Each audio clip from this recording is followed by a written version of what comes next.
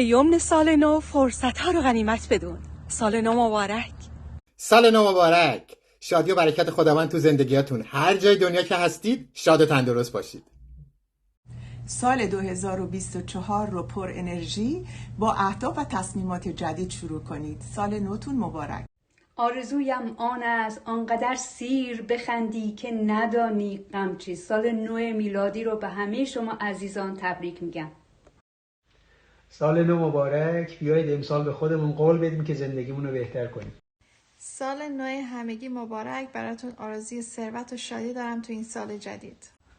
آرزو میکنم سال 2024 براتون سال تغییر، پیشرفت، سربلندی و سعادت روزافزون باشه. سال نو همگی مبارک با آرزوی سلامتی و اتفاقات خوب و خوش در سال جدید برای همه شما.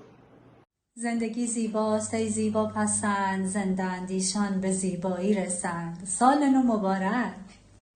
آرزو میکنم توی سال پیش رو بهترین نویسنده داستان زندگیتون باشید. سال نو مبارک. سال 2024 سال رسیدن به آرزوهامون. سال نو میلادی مبارک.